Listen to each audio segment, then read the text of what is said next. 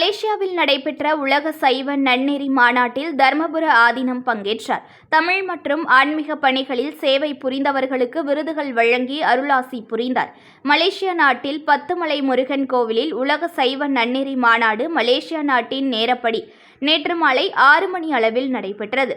இந்த மாநாட்டை மயிலாடுதுறை மாவட்டத்தில் உள்ள பழமை வாய்ந்த சைவ ஆதீனமான தர்மபுர ஆதீனத்தின் 27வது குருமகா சன்னிதானம் ஸ்ரீலஸ்ரீ மாசிலாமணி தேசிக ஞானசம்பந்த பரமாச்சாரியா சுவாமிகள் தொடங்கி வைத்து பேசிய அவர், அந்நாட்டில் மக்கள் பணியில் ஈடுபட்டுள்ள மலேசிய இந்திய காங்கிரஸ் கட்சியின் துணைத் தலைவர் டத்தோ சரவணன் எம்பிக்கு மக்கள் சேவைக்கான விருதினையும் மேலும் பலருக்கு ஆன்மீகம் மற்றும் இலக்கிய பணிகளை பாராட்டி விருதுகளையும் வழங்கினார்.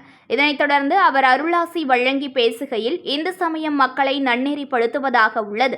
இதனால்தான் இந்த மதம் பல நாடுகளில் பரவி வளர்ந்துள்ளது என்றார். இந்த கூட்டத்தில் மலேசியா தமிழ் அறிஞர்கள் மற்றும் தமிழர்கள் ஏராளமானோர் கலந்து கொண்டார்கள். News1 தமிழை லைக் பண்ணுங்க, கமெண்ட் பண்ணுங்க, ஷேர் பண்ணுங்க, மறக்காம சப்ஸ்கிரைப் பண்ணுங்க.